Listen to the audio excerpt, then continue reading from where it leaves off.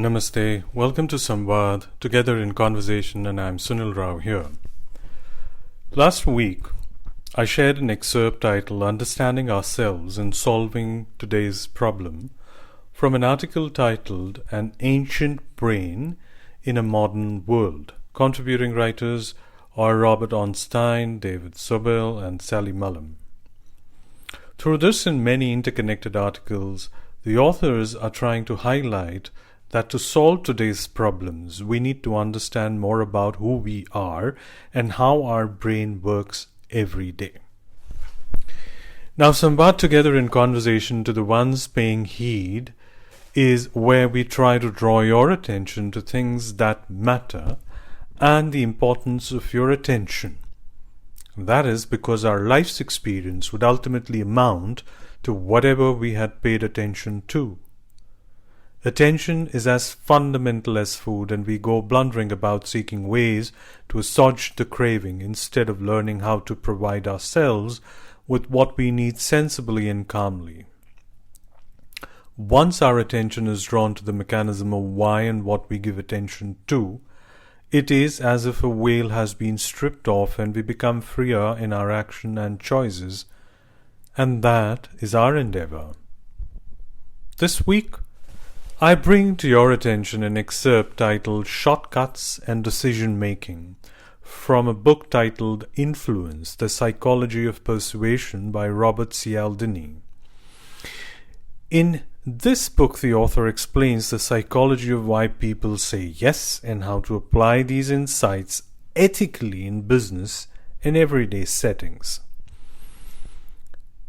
I emphasize, apply these insights ethically in business and everyday settings, using memorable stories and relatable examples. I'm sure we all wonder sometimes as to how do we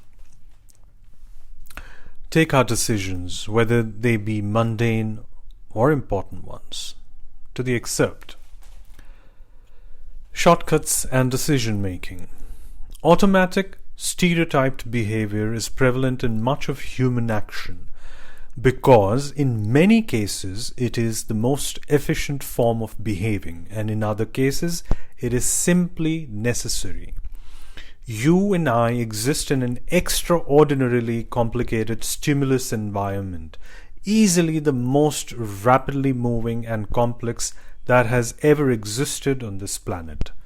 To deal with it, we need shortcuts. We can't be expected to recognize and analyze all the aspects in each person, event, and situation we encounter in even one day. We haven't the time, energy, or capacity for it. Instead, we must very often use our stereotypes, our rules of thumb, to classify things according to a few key features and then respond mindlessly when one or another of these trigger features is present. Very often in making a decision about someone or something, we don't use all the relevant available information. We use instead only a single, highly representative piece of the total, and an isolated piece of information, even though it normally counsels us correctly, can lead us to clearly stupid mistakes that, when exploited by clever others, leaves us looking silly or worse. Our shortcut approach is like an automatic responding of lower animals whose elaborate behavior patterns could be triggered by the presence of a lone stimulus feature. When we are rushed, stressed, uncertain, indifferent, distracted, or fatigued, we tend to focus on less of the information available to us.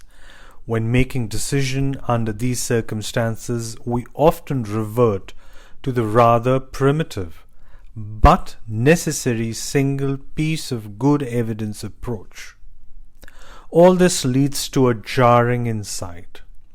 with the sophisticated mental apparatus we have used to build world eminence as a species, we have created an environment so complex, fast-paced, and information-laden that we must increasingly deal with it in the fashion of the animals we long ago transcended.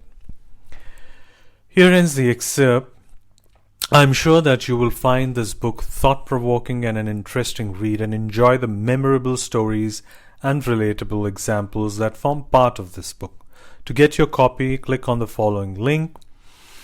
Enjoy reading it with your family, friends, and near and dear ones. And if you prefer reading all by yourself, do not forget to share those interesting, memorable stories, relatable examples with your family, friends, and near and dear ones. Concluding today's post and podcast episode, I thank all who take time out and read the blog post and listen to the episodes each week. For those who listen and have not subscribed to the podcast, I suggest you do and leave a review and click on the bell icon so that you can be notified for all the new episodes that get uploaded every week, or sometimes at a longer gap, maybe a fortnight, maybe a little more than that. Thank you very much. You all have a good day and stay healthy. Namaste. Thank you.